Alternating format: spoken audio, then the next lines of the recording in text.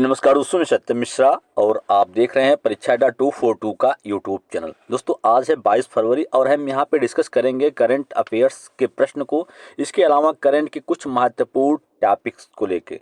तो बिल्कुल अगर आप मेरे चैनल पे नए हैं, चैनल को पहली बार विजिट करें तो सब्सक्राइब दोस्तों जरूर कर लीजिएगा। तो चलिए स्टार्ट करते हैं आज की क्लास से। और सबसे पहला जो यहाँ पे टॉपिक है कि रोहित शर्मा ने वनडे में 11,000 रन जो हैं वो पूरे कर लिए। बिल्कुल बात करें तो रोहित शर्मा भारत और बांग्लादेश के बीच खेले गए 11,000 वनडे रन बनाने वाले दूसरे सबसे तेज खिलाड़ी जो हैं बन गए हैं। रोहित शर्मा ने अब तक 50 ओवर के विकेट में 260 पारियां खेली है और विराट कोहली 222 पारियों में 11,000 वनडे रन पूरे करके इस सूची में शीर्ष पे हैं। तो बिल्कुल यहाँ पे बात करें तो रोहित शर्मा वनडे में 11,000 रन पूरे करने वाले दूसरे सबसे तेज खिलाड़ी बने हैं।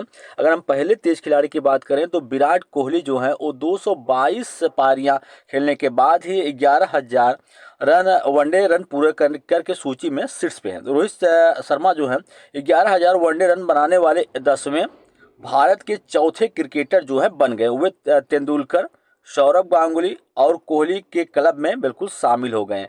तो अच्छा प्रश्न दोस्तों, क्योंकि यहाँ पे क्रिकेट से रिलेटेड प्रश्न आपकी परीक्षाओं में पूछा जाता है कि रोहित शर्मा ने वनडे में 11,000 रन पूरे कर लिए। बिल्कुल अगर हम बात करें सबसे तेज रन बनाने वाले खिलाड़ियों में दूसरे स्थान पे हैं। पहले पे विराट कोहली और दूसरे नंबर पे रोहित शर्मा। अगला है यहाँ पे, बिल्कुल यहाँ पे करंट का ये भी टॉपिक है कि एलआईसी ने एजेंटों को सशक्त बनाने के लिए वन मैन ऑफिस जो है वो लॉन्च किया है।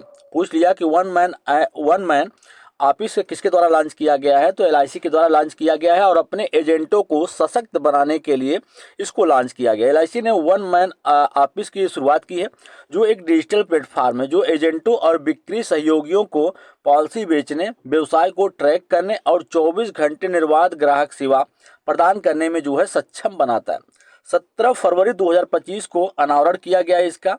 ओएमओ एलआईसी की बिक्री बल की दक्षता और उत्पादकता को बढ़ाने के लिए डिजाइन किया गया है। ठीक, एलआईसी के सीईओ और एमडी की बात करें तो सिद्धार्थ मोहंती जो है वो एलआईसी के सीईओ और क्या है, एमडी हैं। आगे यहाँ पे भारत के मुख्य आर्थिक सलाहकार का कार्यकाल जो है 2027 तक बढ़ा दिया गया। भारत के मुख्य आर्थिक सलाहकार बी अनंता नागेश्वरन का कार्यकाल 2 वर्ष के लिए बढ़ाकर 27 तक जो है वो कर दिया गया। नागेश्वरन को 2022 में इस पद पर नियुक्त किया गया था और उन्होंने 2019 से 2021 तक प्रधानमंत्री की आर्थिक सलाहकार परिषद के अंशकालिक सदस्य के रूप में जो है कार्य किया। नागेश्वरन ने जनवरी में भारत का वार्षिक आर्थिक सर्वेक्षण जो है लिखा था, जिसमें अगले वित्त वर्ष में सकल घरेलू उत्पाद की जीडीपी की वृद्धि दर जो थी 6.3% से लेकर 6.8% रहने का अनुमान जो है वो लगाया गया था। अब उत्तर प्रदेश बजट दोस्तों 2025 की बात करेंगे। उत्तर प्रदेश 2025 का बजट जो है पास होता है और उस बजट में कई ऐलान किए जाते हैं। उत्तर प्रदेश के वित्त मंत्री सुरेश कुमार खन्ना ने 2025-26 के लिए 8,08,736 करोड़ रुपए का बजट जो है पेश किया। बजट में पूंजीगत व्यय के लिए 2,25,000 करोड़ रुपए से अधिक का प्रस्ताव जो है किया गया है, जो अवसंरचना पर व्यय किया जाएगा।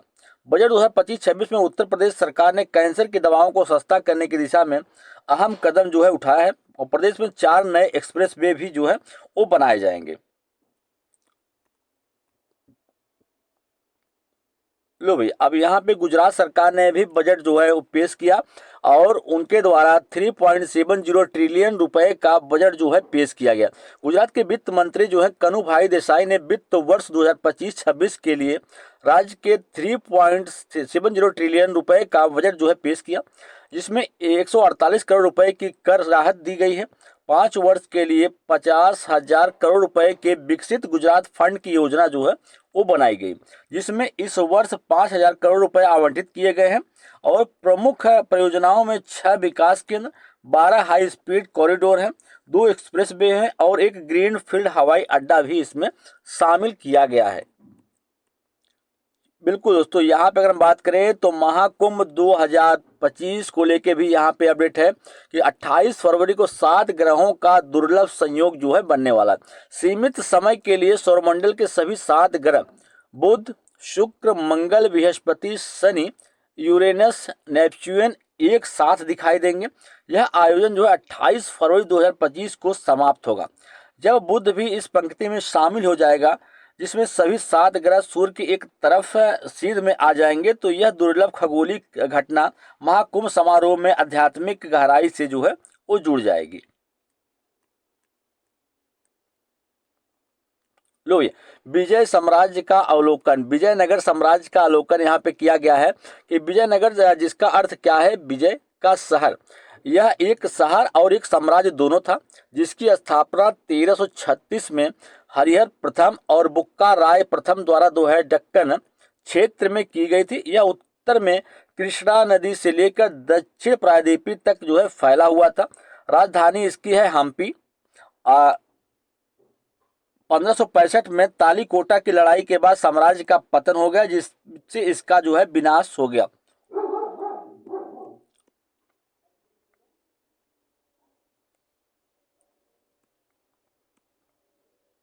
लिख देखिए, भारत डिजिटल पायलट लाइसेंस शुरू करने वाला दूसरा देश बन गया है। केंद्रीय नगर विमानन मंत्री राम मोहन नायडू ने पायलटों के लिए इलेक्ट्रॉनिक्स कार्मिक लाइसेंस की शुरुआत जो है की है।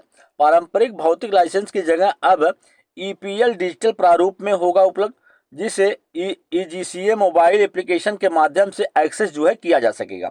इस बदलाव से लाइसेंसिंग प्रक्रिया को सरल बनाने के साथ साथ सुरक्षा और पारदर्शिता बढ़ाने का जो है अनुमान है। चलिए अब यहाँ पे संविधान की सभा की महत्वपूर्ण समितियां और उनके अध्यक्ष। प्रारूप समिति के अध्यक्ष भीमराव अंबेडकर। संघीय शक्तियों की समितियां जवाहरलाल नेहरू। संघीय संविधान समिति जवाहरलाल नेहरू। प्रांतीय संविधान समिति जो है उसके अध्यक्ष कौन है, सरदार पटेल हैं। मौलिक अधिकार और अल्पसंख्यक समिति के अध्यक्ष कौन है, सरदार पटेल हैं। अगर बात करें राज्य के तो जवाहरलाल नेहरू है। वित्त के राजेंद्र प्रसाद हैं। मुख्य आयुक्तों के प्रांत जो हैं उसके अध्यक्ष कौन है, पट्टाभी सीतारमैया हैं। भाषाई समिति के जवाहरलाल नेहरू। राष्ट्रीय ध्वज के राजेंद्र प्रसाद। अब देखिए दोस्तों, यहाँ पे भारतीय संविधान को लेकर महत्वपूर्ण जानकारी है कि भारतीय संविधान को कब अपनाया गया था। तो अगर हम बात करें तो भारतीय संविधान को अपनाया कब गया था, 26 नवंबर 1949 को संविधान को अपनाया गया था, जिसे बाद में संविधान दिवस के रूप में जो है मनाया जाता है। वह अगर बात करें लागू करने की, तो भारतीय संविधान जो है कब लागू हुआ था, तो 26 जनवरी 1950 को लागू हुआ था, जिसने भारत को एक गणराज्य में जो है वो बदल दिया। चलिए अब आगे चलते हैं। यहाँ पे अगर हम बात करते हैं, यहाँ पे शुरुआत में इसमें अनुच्छेदों की संख्या कितनी थी, 395। 8 अनुसूचियां और 22 भाग जो है इसमें शामिल थे। चलिए, गूगल ने बेंगलुरु में खोला अनंत कैंपस। बिल्कुल बात करें तो गूगल ने अपना बेंगलुरु में एक नया कैंपस जो है ओपन किया, जिसका नाम अनंत कैंपस है। अगर हम बात करें तो यह जो है 1.6 मिलियन वर्ग फीट का कैंपस जो है वो लॉन्च किया गया है, जिसमें 5000 से अधिक कर्मचारी जो है काम करते हैं।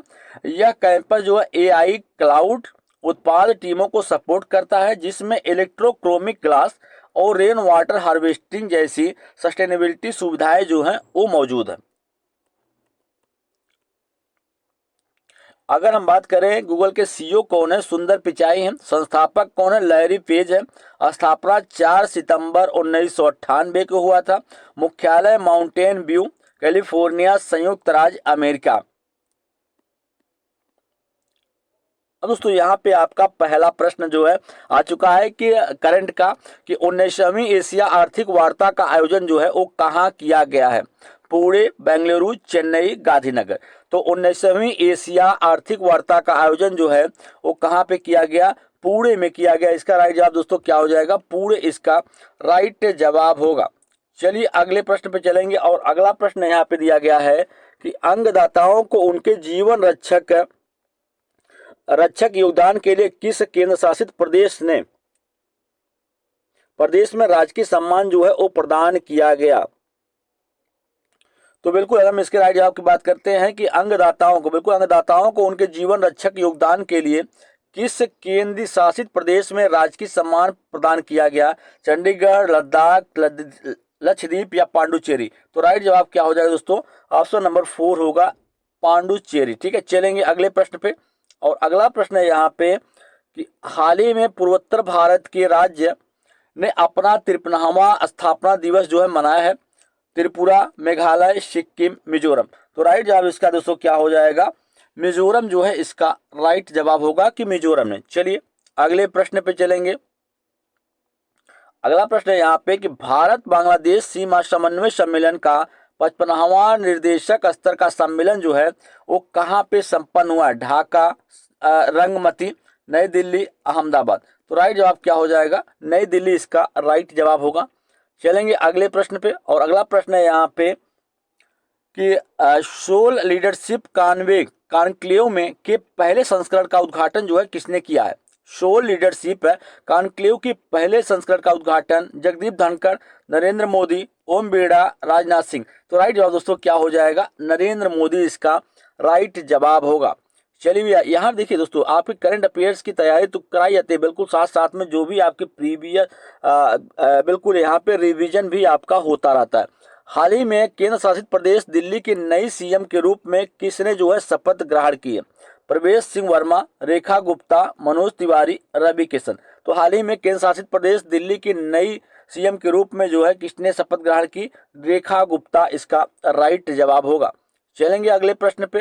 बिल्कुल यहाँ पे उससे पहले जान लीजिए कि रेखा गुप्ता ने दिल्ली की मुख्यमंत्री पद की शपथ ली और कैबिनेट मंत्रियों की भी घोषणा जो है की गई है। तो अगर बात करें तो वह दिल्ली की चौथी महिला मुख्यमंत्री हैं और भारत में भाजपा की एकमात्र महिला मुख्यमंत्री जो है वो बनी है। दिल्ली के कैबिनेट मंत्रियों में प्रवेश वर्मा है, कपिल मिश्रा है, आशीष सूद है, मनजिंदर सिंह सिरसा है, रविंद्र इंद्रजाल है और पंकज कुमार है जो कि कैबिनेट मंत्रियों में शामिल है। चलिए वही बात करें तो बिल्कुल यहाँ पे आगे चलते हैं प्रश्न पे। महाकालेश्वर मंदिर हाल ही में मंदिर के ढहने के कारण समाचारों में रहा, किस राज्य में स्थित है? उत्तर प्रदेश, कर्नाटका, तमिलनाडु, मध्य प्रदेश। तो बिल्कुल महाकालेश्वर मंदिर जो भगवान शिव को या भोलेनाथ को समर्पित है, शिव मंदिर है और जो कि शिप्रा नदी के किनारे जो है बसा हुआ है और जो कि हाल में चर्चा में रहा ढाई का है, वो कहाँ पे स्थित है? मध्य प्रदेश में जो है वो स्थित है। चलेंगे उससे पहले जान लीजिए यहाँ पे कि महाकालेश्वर मंदिर के निकट एक बाउंड्री वाल के ढहने से 2 लोग मारे गए जो मध्य प्रदेश के उज्जैन में भारी वर्षा के बाद हुआ। महाकालेश्वर मंदिर भगवान शिव को समर्पित है और यह उज्जैन में शिप्रा नदी के किनारे जो है वो स्थित है। अगर बात करें तो यह 12 ज्योतिर्लिंगों में से एक है और इसका इतिहास कम से कम 6वीं शताब्दी ईसा पूर्व तक जो है वो जाता है।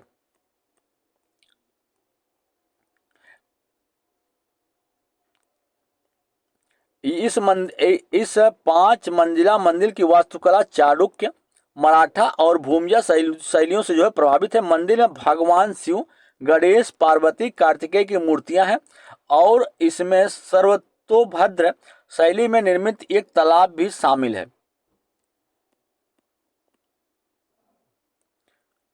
अगला प्रश्न है कि विश्व मानसिक स्वास्थ्य दिवस 2024 का विषय क्या है? कार्यस्थल पर मानसिक स्वास्थ्य, असमान दुनिया में मानसिक स्वास्थ्य, सभी के लिए मानसिक स्वास्थ्य और कल्याण को वैश्विक प्राथमिकता बनाएं, सभी के लिए मानसिक स्वास्थ्य। तो विश्व मानसिक स्वास्थ्य दिवस 2024 का थीम की बात करें तो कार्यस्थल पर मानसिक स्वास्थ्य ये सबसे ज्यादा जरूरी है। बिल्कुल अगर बात करें तो यहाँ पे तो विश्व मानसिक दिवस स्वास्थ्य दिवस जो है 10 अक्टूबर को मनाया जाता है और इसे पहली बार 1992 में world federation for mental health द्वारा जो है शुरू किया गया था और इस दिन का उद्देश्य है मानसिक स्वास्थ्य मुद्दों के प्रति जो है जागरूकता बढ़ाना और वैश्विक स्तर पर मानसिक स्वास्थ्य की देखभाल का समर्थन करना।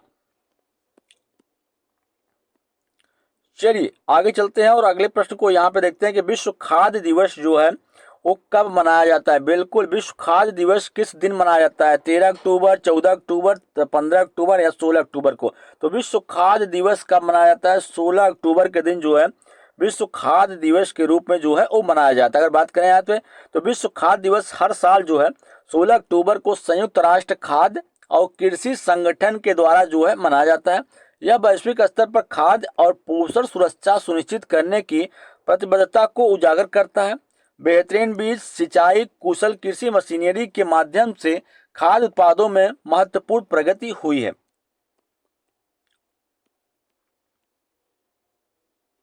बिल्कुल अगला प्रश्न है यहाँ पे कि भारत और नेपाल के बीच विज्ञान और प्रौद्योगिकी सहयोग को मजबूत करने के लिए किन संस्थानों के बीच जो है एमओयू पर हस्ताक्षर किए गए?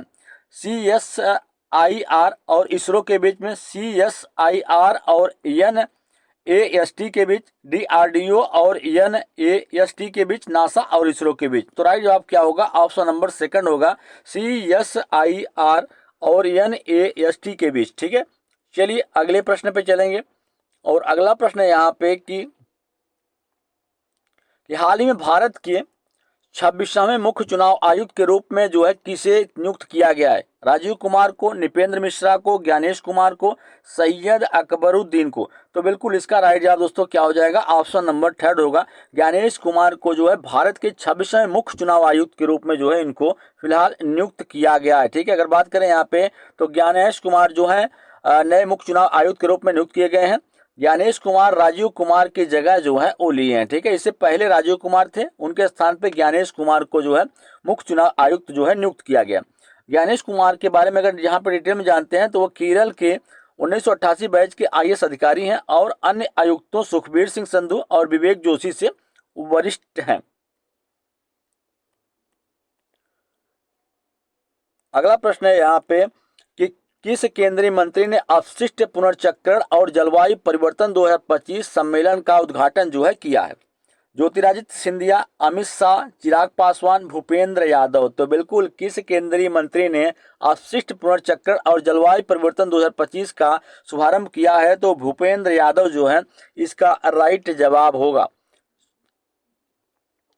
चलेंगे अगले प्रश्न पे। और अगला प्रश्न यहाँ पे आपके सामने है कि हाल ही में केंद्रीय मंत्री सर्बानंद सोनोवाल ने अंतर्देशीय जलमार्ग टर्मिनल का उद्घाटन जो है किस नदी पर किया है?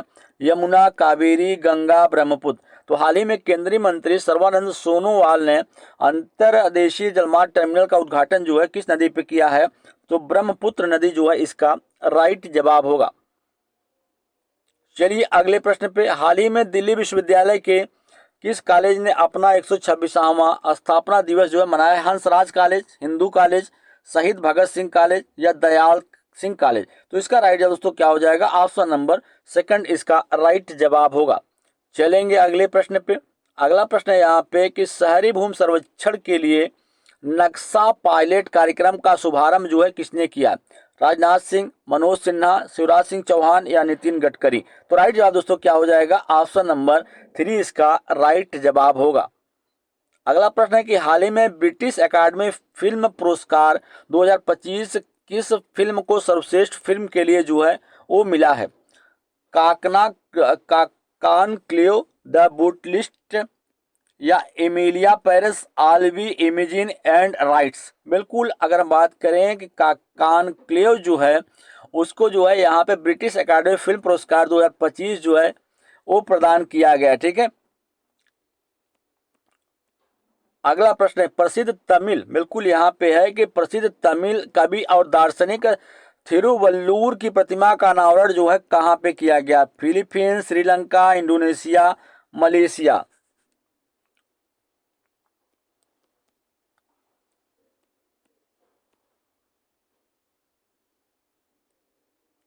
अगला प्रश्न है कि आदि महोत्सव 2025 कहाँ शुरू हुआ है? पटना, ईटानगर, नई दिल्ली, शिलांग?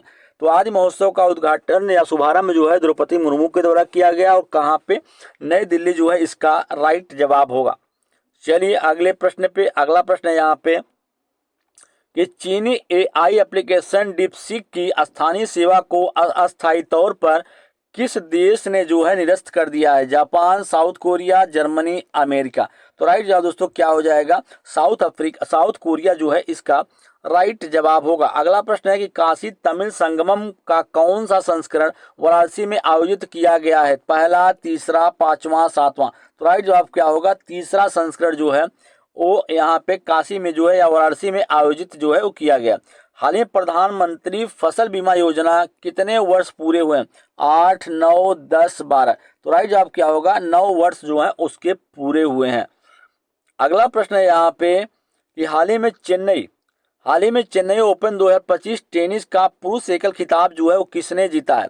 रोहन बोपन्ना ने, क्यारियन जैक्वेट में, इलियास एमेर ने, इनमें से कोई नहीं। तो हाल ही में चेन्नई ओपन 2025 टेनिस पुरुष एकल का खिताब जो है कैरियन जैकवेट ने जो है वो जीता है। अगला प्रश्न है कि 14वें Asian fisheries and aquaculture forum का आयोजन जो है कहाँ किया जा रहा है? नई दिल्ली, ढाका, दुबई, मनीला।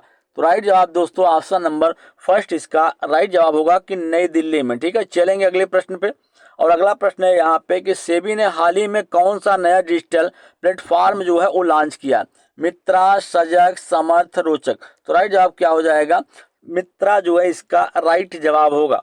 चलिए अगले प्रश्न पे चलते हैं। अगला प्रश्न है यहाँ पे कि भारत का नया चुनाव आयुक्त जो है किसे ने? बिल्कुल, मुख्य चुनाव आयुक्त के रूप में ज्ञानेश कुमार को, और नया चुनाव आयुक्त के रूप में जो है किसे नियुक्त किया गया है? डॉक्टर विवेक जोशी को, ज्ञानेश कुमार को, राजीव कुमार को या अनिरुद्ध झा को? तो राइट जवाब क्या हो जाएगा? डॉक्टर विवेक जोशी जो है इसका राइट जवाब होगा। हाल ही में किस भारतीय को आईसीसी चैंपियंस ट्रॉफी 2025 के लिए इवेंट एम्बेसडर के रूप में जो है वो नियुक्त किया गया है? सचिन तेंदुलकर, कपिल देव, युवराज सिंह या शिखर धवन? तो राइट जवाब इसका ऑप्शन नंबर 4 होगा कि हाल ही में भारतीय को आईसीसी चैंपियन ट्रॉफी 2025 के लिए इवेंट एम्बेसडर के रूप में नियुक्त किया गया, वो है शिखर धवन, इसका राइट जवाब होगा। चलेंगे अगले प्रश्न पे। और अगला प्रश्न है यहाँ पे कि प्रधानमंत्री योग पुरस्कार 2025 का आयोजन जो है किस मंत्रालय के द्वारा जो है किया जा रहा है? गृह मंत्रालय, विदेश मंत्रालय, आयुष मंत्रालय या पंचायती राज मंत्रालय? तो राइट जवाब दोस्तों क्या हो जाएगा? आयुष मंत्रालय जो है इसका राइट जवाब होगा। चलेंगे अगले प्रश्न पे। भारत में बिल्कुल यहाँ पे बात करें तो हाल ही में नई दिल्ली में मौसम भवन ओपन आर्ट म्यूजियम का उद्घाटन जो है वो किसने किया है? जयंत चौधरी ने, पीयूष गोयल ने, डॉक्टर जितेंद्र सिंह ने, अनुप्रिया पटेल? तो हाल ही में नई दिल्ली में मौसम भवन ओपन आर्ट म्यूजियम का उद्घाटन जो है जितेंद्र सिंह के द्वारा जो है वो किया गया है। चलिए यहाँ पे अगला प्रश्न है कि विश्व नंबर 1 टेनिस खिलाड़ी जानिक सिनर को वाडा द्वारा कितने महीनों के लिए जो है निलंबित कर दिया गया है? 2 महीने, 3 महीने, 4 महीने या 6 महीने? तो राइट जवाब दोस्तों क्या हो जाएगा? 3 महीना जो है इसका राइट जवाब होगा। चलेंगे अगले प्रश्न पे। अगला प्रश्न है यहाँ पे कि आईसीसी चैंपियन ट्रॉफी 2025 विजेता के लिए कितने यूएस डॉलर की घोषणा जो है की गई?